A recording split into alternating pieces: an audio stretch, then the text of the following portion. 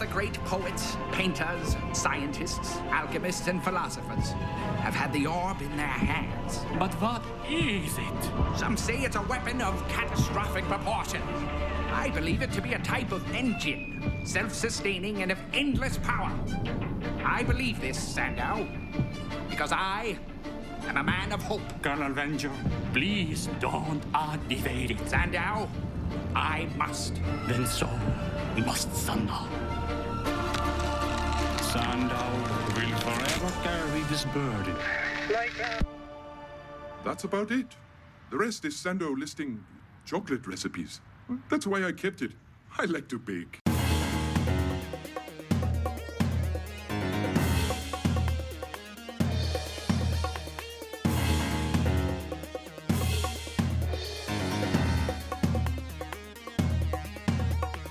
So hi! Welcome to Venture Brothers, the Venture Brothers podcast. And your host is always Bryan Dressel. I don't know why I'm going for supremely annoying than this intro, but whatever. You sound like Ron Funches. Ooh. This week we are joined by our regular people, which includes Nick, Guava, Friedemann. I hate that fruit because it looks disgusting. It does. I'm looking at it right now. Oh, the seeds And look Graham. like poops. Oh god, it does kind of look like poops. And Graham, Kumquat, Mason. Hello. Yeah. Kumquats are neat. Yeah, I was gonna go with water apple, but because I definitely never heard of the water apple. Yeah, what the fuck is a water apple?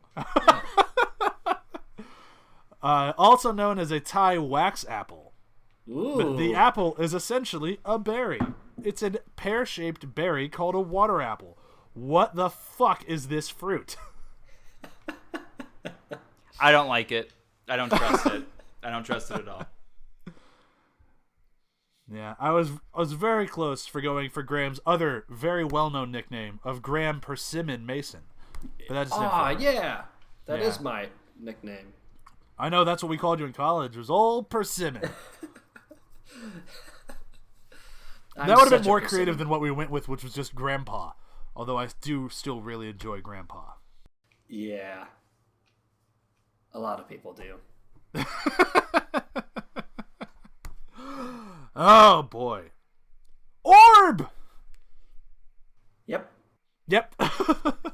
ORB. ORB. Operation Rusty's Blanket. I was about to say baloney, and then I realized that was wrong. You could have said baloney, which would have been funny. Would it have been, though? That's kind of why I backed out on it. I decided just to let people know that I had a terrible joke. Rusty's baloney.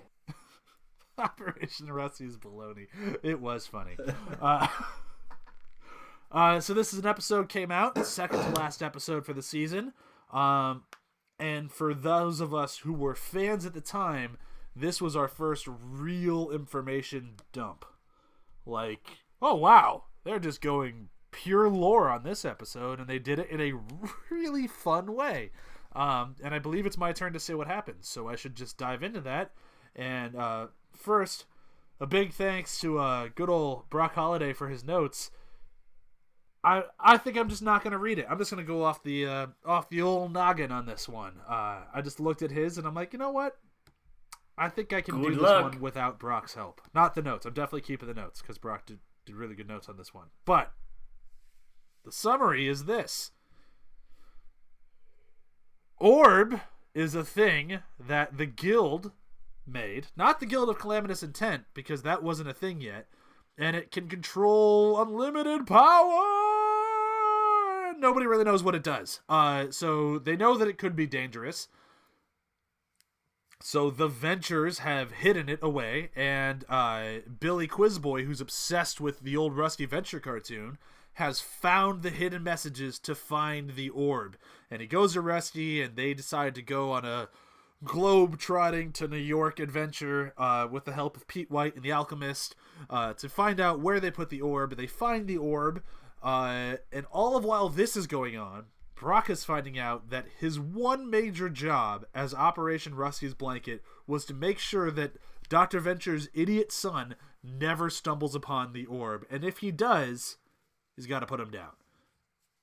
So oh boy, Brok has been called to action. He's actually got to start trying to, maybe if Rusty turns out to be the idiot we all are afraid he is, kill Rusty. But then at the very last moment, Rusty's like, you know what? If we don't know what it does, I can't turn it on. And Brok doesn't have to kill him. But then Brok's car tries to kill him, and it's the end of the episode. That's for next week. That's kind of everything that happens, right? Yes. Yeah. Yeah. Brok's version was way more concise, and that's just not my style. Thanks, Brok, though. Yeah, so when this episode came out, I was living with Graham in Chicago in our dorm room. So this was before we even decided that we actually wanted to live together. This is back when Columbia said, you're fucking living together. You're going to like it. You're friends now. Enjoy. I mean, fucking 12 years later, they were right. I mean, let's be honest. Idiots. But when I saw this episode, I was floored. I had no idea. I thought the whole show was going to go on with this just kind of like, there's a little bit of info, and look at how fun and funny it is, and here's a little bit of info and fun and funny. And then this one comes out, and it's like, wow, they're going nuts. They hint at what happened to Dr. Venture. We have more of an inside look at what Brok's doing there. Like, you have legitimate things, like actual history. We see the dawn of the Guild of Calamitous Intent. We find out, if you have subtitles on, that Phantom Limb is there somehow. It's just kind of a... isn't Phantomus his dad? Phantom Limb's dad? Yes, but in the subtitles it always says Phantom Limb, which makes no sense. Weird. And then also, Colonel Lloyd Venture is also... That's one generation removed as well, yeah? Yeah, that'd be Rusty's grandpa. Okay. So yeah, it's... at least I think so. I could be wrong, but I think that's how it broke down. Yeah, that sounds right to me. That's what I was thinking. Yeah, it's just a crazy episode. And it's crazy, it's funny, it's very well written. Pete White is the least annoying he's ever been, and everyone in the show kind of goes, you're an idiot. And that's so refreshing to see. They've turned on him. Finally. Finally. This is just one of those episodes where I don't even take notes when I watch it. Like, I failed as a podcaster. I'm like, I need to pay attention to this thing so I can take notes and I can talk about it and everything that it does, and I just got lost in it. Every time I watch this one, I get totally lost in the fanfare of it. Like, I love this episode so much. Yeah, it gets you really engaged, and you try to start thinking and start, processing it. Like, okay, so if he was there and this and that and the other thing, and yeah, you get really caught up in the lore, which is really cool. Yeah. And it really reminds me of back in season 2, I forget the name of the episode, with the ignore me. Like, it kind of had that sort of feel to it. Like, there's an adventure. Like, there's not really a ticking clock on this one like there was on that one, but it kind of has that feel to it still. Yes. 20 years to midnight was that episode. Yes, thank you. But there's a, I don't want to say intensity, but like there's a pace to this one, and it never lets up, and I really, really like that.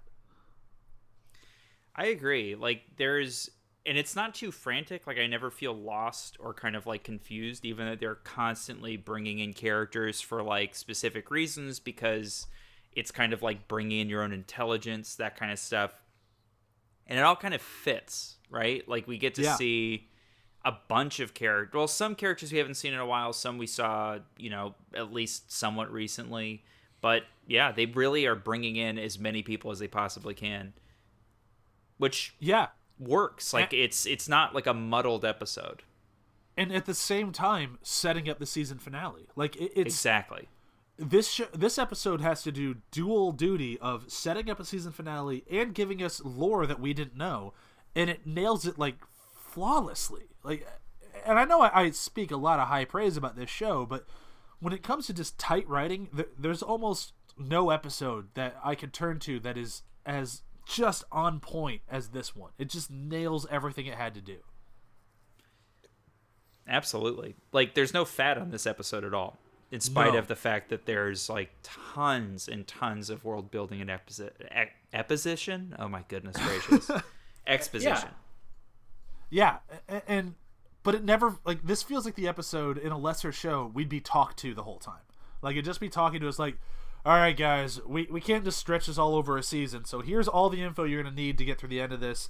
Just sit with us. It's going to be okay. And usually those episodes are kind of lackluster. They're kind of boring, but like you have to sit through it to get there. And this one, it never feels boring. Yeah. This episode is very efficient with dumping information, keeping it entertaining, and making you actually, ingest it, and actually follow along without being, scattered and all over the place of like, wait, what? No, wait, who? Where are we? It lays it out pretty well. It jumps back in time a lot. Yeah, a lot, and they do it with that nice sepia tone. But like, there's something to be said about like what Nick just said. There's no fat on this episode, which is totally true. But we do go to Studio 54, where they have a changing table for some reason. That always has struck me as odd. That is an odd one. Yeah, like I can't imagine Studio 54 has a changing table. No, I think it's you have to. No, you don't. But believe me, no, you don't. It'd be wonderful if you had to. It'd save me a lot of like fuck moments. But no, you definitely don't have to. But we're literally wasting time as far as what the episode needs us to know in the whole Studio 54 scene. Until the alchemist shows up. Well, yeah, but everything. Yeah, until he actually solves it. But while we're still following Pete White's trail, we're just wasting time. But it's still but that's where the entertainment balance of this episode comes in. Because if it was just exposition dump, we never would have taken the detour to Studio 54. We never would have gotten one of the best moments of the entire season of behind the wild gray gentleman, that guy. Like, amazing. In an episode that's so serious and so plot driven, it still manages to make me just bust up laughing. And it's mostly the bathroom at the Studio 54 scene. That and when they TP Dr. Orpheus when he's astral projecting. And the alchemist's reaction to it is hilarious. They TP'd your corporeal form! And I love it. As soon as he astral projects, he's astral projecting. You know what to do, Dino. Like, they've just been waiting for this. Like, just so excited to do it. 100%. This is like a plan that they hatched like months ago. Yeah, you could like the first time he did it, it had to be like, so can he see us when he's doing this? I don't know. Next time he does it, let's check. And he does it again. Nope, he can't see us. I have an idea. Exactly. He'll do it again at some point. I also love Billy's outfit throughout this entire, well, not the entire episode, but through the boy adventurer part. When he dresses up as the Billy Quiz Boy. Yeah. So it's good. the ugliest outfit I think I've ever seen. And I understand the show does not work with us getting this scene, but I really want to see the scene where Billy convinces Rusty to wear his outfit. Because what the fuck word jujitsu did Billy pull to convince Rusty to do anything that makes Rusty uncomfortable? I know. It's a true feat. Like, that's my... Like, how? How did he do it? Talk to him about capris for sure. That was like... It's just, I'm so stumped at it. And I feel like that's probably why they had to just cut that scene out. Because they know their character. They know, like, nah, there's no chance this would work. Exactly. No, not unless he got knocked out and woke up like that. And was just like, well, this is what I'm wearing. But even then, I feel like Rusty's been walking around naked enough times. He'd rather walk around naked than wear his old Rusty cartoon outfit. That's true. Yeah, I don't know. Billy Quiz Boy is pretty good at that type of stuff. Yeah. Because even at the end of the episode, he convinces him to do the Go Team Venture. Oh, I love that they give him that. Rusty gave him the Go Team Venture. Like the few moments where Rusty's a nice person really just warm my heart. Because it's so few and far between that when it happens, it's like, aw, look at you. It means so much to him. Yeah. I apologize if everybody can hear my baby screaming in the background. It is getting near his bedtime, and I can hear it happening. So, but we will be done with this before then, so we're okay. I'm just leaving him alone in a room by himself. That's okay as a parent, right? Yeah. Ideal, even. Yeah. I mean, honestly, when is he ever going to be old enough to look after himself if you don't start now? Right? It's like he's 8 months old, dude. Get an apartment already. Yeah. Figure it out. My wife is home before anyone actually calls child services on me. Everything is fine. So just kind of moving around my notes here. Like, there's so much in this episode that I know we're going to miss stuff, and I know you listening are probably going like, "Wow, did you not talk about this?" So I'm going to kind of jump around a little bit and just make sure that I hit the things that when I was watching it, and I'm like, holy fuck, I have to talk about this. And the first thing is the opening of the episode. Doing the old Rusty cartoon. I'm not sure if this is the exact opening, but it's with Colonel Gentleman, who's been shot in like the neck. It looks like it, yeah. Yeah, and he's just like telling Rusty to kill this person who's on Kano's shoulders. Kano could easily kill the guy. Yep. But they want Rusty to do it. And I love Colonel Gentleman's description of what the gun's gonna do. Of, it's gonna kick like a virgin. And it's just like, it's gonna kick like a virgin. My God, Colonel Gentleman, what have you done to people? Terrible things. Like Like, all you were- of the other classic Team Venture.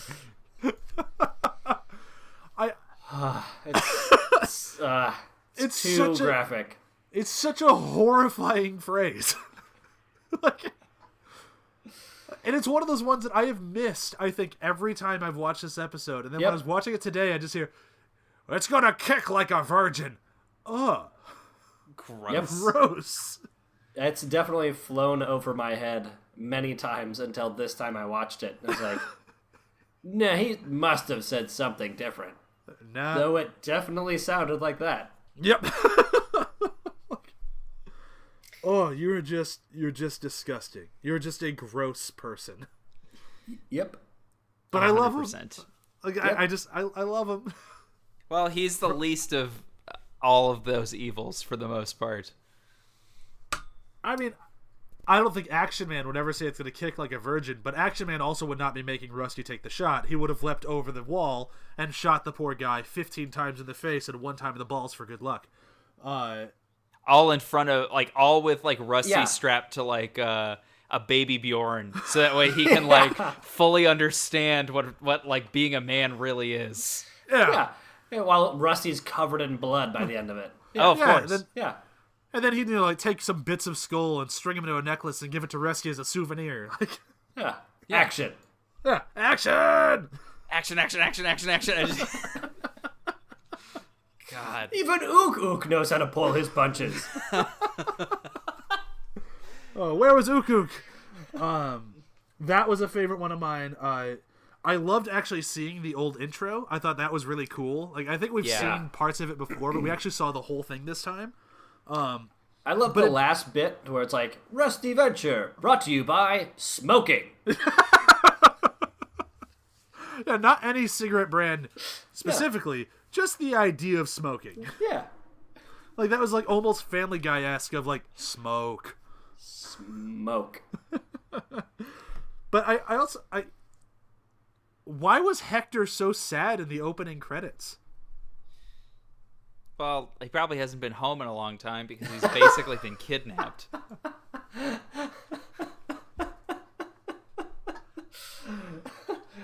I understand why Hector would be sad as a human being. Oh, I see. Why? Why is he sad in the opening credits? No idea. Like, why would that be the show's like, oh, fuck, this is the happiest he ever looks. Yeah. I guess we have to Probably. use this shot. He's only kind of crying. Pretty So much. strange. Because the Ventures are the worst thing to ever happen to poor Hector. Yeah. Yes, definitely. Especially 25 years later. I've been here for 25 years? Oh, poor Hector. Jonas? Poor. Dr. Venture is dead? Make sure you leave those speed suits. Those are Venture property. Oh God, Rusty, you're such a scumbag. Terrible person. What else have we missed here? I mean, you got Mark Twain, Eugene Sandow, Mark Twain, fucking Aleister Crowley, that's the one I was thinking of. Oscar Wilde. See, I go for Nikola Tesla and his Avon ladies. Like, there's just so many like weird little like one shot, one line jokes in this thing that it's creepily dense. It really is. Like, I think, And it's like timeline accurate. Like, these are actual people that you're like, what if they all got together and created the guild? Yeah. But not It's a guild possible. of calamitous intent. No. no. Oh, I love that line. That line just brings me joy. It does. So before we get too close to the end of this thing, I feel like we need to talk a little bit more about Brok, because I feel like Yeah. Oh, man. as much as he is the B story to this episode, it kind of sneakily is the most important part of this episode. And it could be because we know, as fans of the show, that all this orb stuff really isn't as important as this episode makes you believe it. I won't go too much farther than that in case for some reason you haven't seen where this goes, but maybe the orb isn't such a big deal. Maybe this whole quest isn't such a big deal. Maybe Sandow isn't that scary. Same with Kato. Same with Kato, but everything with Brok is important and is important to the next episode, 2 episodes, if you will. Yeah, I wouldn't say that he is the A story, but he's definitely the key to us understanding the A story Yeah. in this episode. And it's that him kind of finding out what's going on as it's all happening is really kind of like it's our narrator in a way. Like it really just kind of gives us that through line. So he's listening to old like what are they called? The clay tubes that play wax music. cylinders. I forget Yeah, what so- they're actually called, but yeah. So he's listening to those, and we're getting the backstory while Rusty's going out and doing it himself. And I love here's this thing here. You need this. If I have this, what does Rusty have? I don't know. Roll of toilet paper? Which he absolutely did. Way to go, Kato. Nailed it. Well, he's known Rusty for a long time. He was actually closer to a father to Rusty than anyone. Yeah. Yeah. So, there's that. But the major Brok thing with this one is he gets fired by the OSI. Yeah. Well, eliminated. Yes. Terminated. Whatever the phrase is. Essentially fired. So he has to go see, is it Colonel Gathers? Is that his last name? Yeah. I thought. The stripper version of Colonel Gathers. Oh, you're right. He does get Hunter. fired and then goes to Hunter. Yeah. Yeah. Right. Okay. Who now, for some reason, is a female stripper. Well, he's in hiding. He got he got his boobs put on. I think that's season 1. Yeah. And Yeah. you don't want to know what he did for those 20s. Hundreds. For those hundreds. Oh, for those hundreds. That's right. 20s could be understandable. Hundreds. What did you do?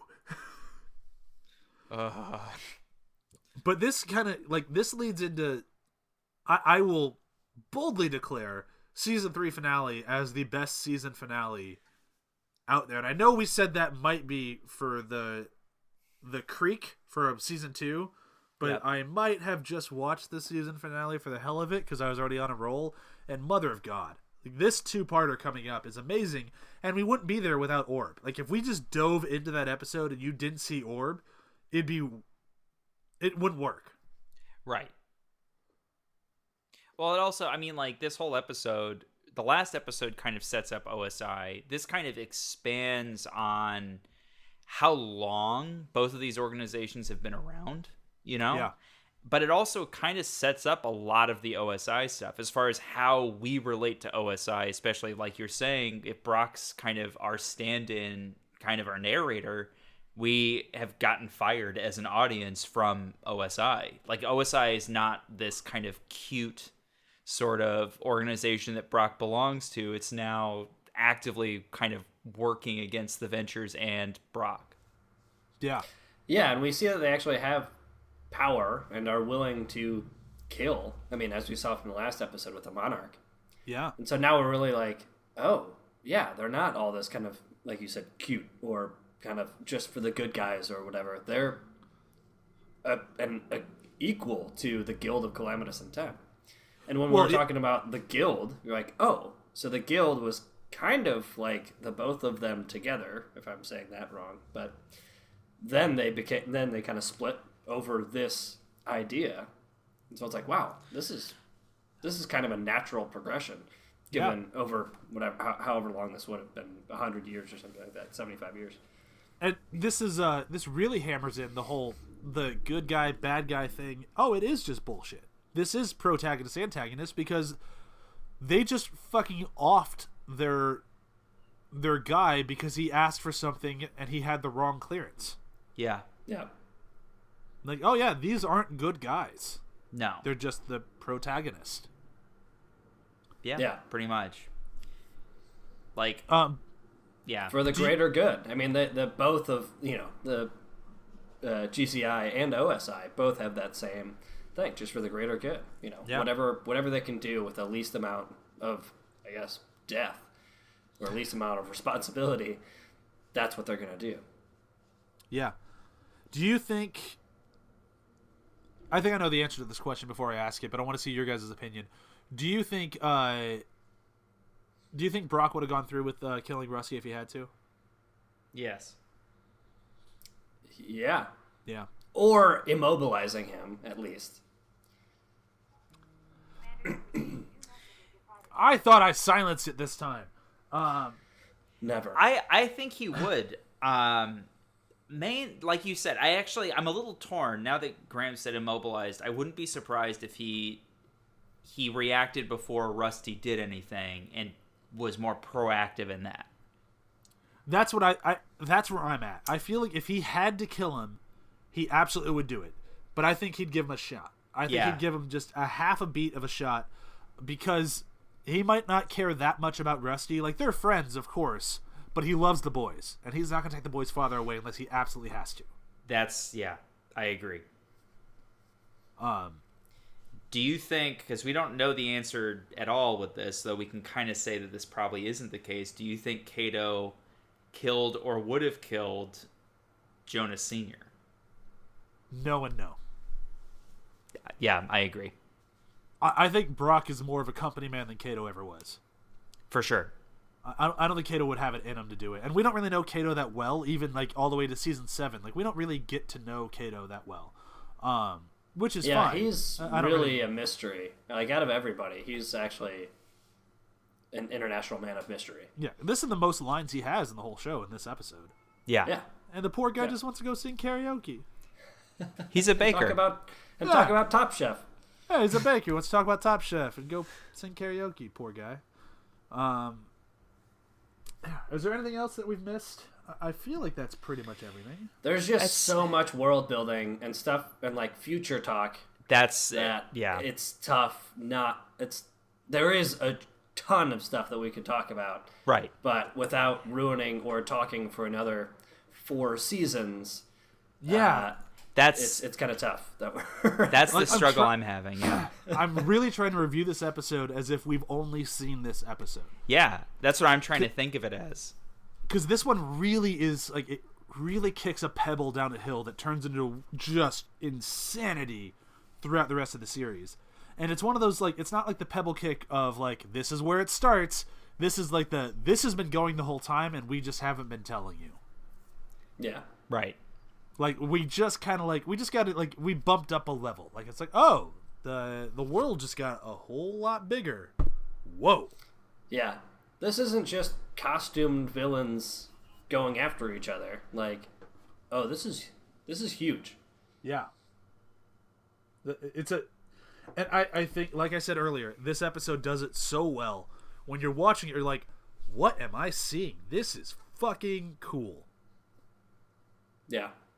But I think we've hit pretty much everything before we start going into the, like, let's just talk season 4 and 5 and 6 and 7. Because we really could, and I don't want to go too far into that. So I feel like we should jump into our funniest moments just to save ourselves from another 2-hour conversation. Yeah. Yep. I will say, for me reading my notes, my funniest moment of me taking my notes was about halfway through. I just wrote, "This episode is fan-fucking-tastic." But I enjoyed that moment too. My favorite moment that just makes me laugh hysterically, and it's just because I don't understand his reaction. I don't get it at all. At one point, Rusty to Billy says, "Don't be such a dick." And Billy just replies, "Poop!" Why? I have no answers. How screaming poop back is a response to anything other than like, "Oh my god, what did you step in? Poop!" I don't get it. It's. I rewound it and turned on the subtitles again, watched with the subtitles, like, nope, that's what they say. I don't get it. But I love it. Then that's why. That's it. Yep. We just answered the question. My All right, favorite what about you moment is basically anything with when the alchemist shows up. Yeah. Like when he talks about, "You TP'd his corporeal form." Or, "Get me a dictionary." And White's like, "Why? We have the internet." "I don't want to play World of Warcraft. I want a dictionary." Just like, man. I love anyone talking down to White. It's just fantastic. It's the best. And I love the alchemist. He's just great. Solid all around. Nick, what about you? So mine is, I'm always a sucker for what I consider like bad food. Like, for example, a cheddar cheesecake. Disgusting. So where this is going. Yeah, you do. So a red mocha cooler is Kahlua, Hershey's chocolate syrup, and a dash of red Kool-Aid, which then led me to go, I wonder what this is. Like, I wonder, because I feel like there's another cocktail that he mentions earlier, and I'm like, oh, right, it's like the Sad Bastard or whatever. And then I find out that there's a section on the Venture Brothers wiki called Doc Tales, and it's all these cocktails that Doc has created over the course of time. So we have the red mocha cooler, and every time one pops up, I'm going to bring it up.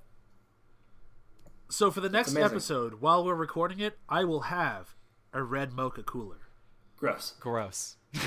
That's so gross. I will drink it live on recording. Oh my God, Brian. Good luck. You should have a tall glass of water next to that. God. I will just drink the red mocha cooler at 10 in the morning. Okay, I have to be a stickler here. I keep calling it mocha in my head, but it's moco, which makes less sense. Okay, red mocha cooler. I will have one. It's optional, served chilled, garnished with an orange slice and a cocktail umbrella.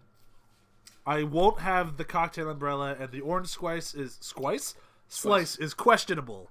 Okay. But the drink will be here. I'm going to read the instructions on the wiki because I feel like they're worth reading because they're as disgusting as the concept of the red mocha cooler. Okay. Pour Hershey syrup into a glass of Kahlua until it's thick, almost undrinkable. Then sprinkle a dash of red Kool-Aid on the top. Don't stir it so it just remains thick and undrinkable with the Kool-Aid as a little crispy skin at the top. Good luck tomorrow. I'm excited to drink it. Yep. Oh God. Ooh. You can add ice. I heard ice in that, so It's going to be good. I'm looking forward to it. Yeah. So you said you're done with being sick this week, right? Yeah. Oh boy. He just wants to give the virus a fighting chance, you know? Yeah. Yeah, we always kick viruses' ass, you know. Asses. Viruses as asses. Yes. Right? So I'm going to be on the virus side this time. Yeah. Great. I feel like I'm choosing the wrong side, but whatever. It's going to be fine. Yeah. Yeah. Okay, so quick round of plugs, and then we'll get out of this thing.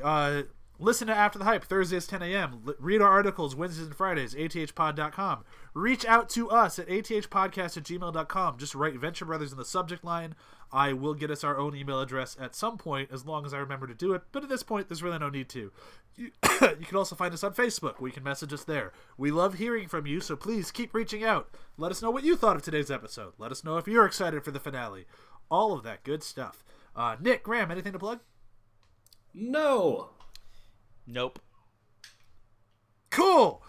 So with that, I will say goodbye and tune in next week for the end of season 3. I'm crying. Yeah. Bye. He's crying. He's crying red mocha cooler. Bye. Bye. Bye. There it is.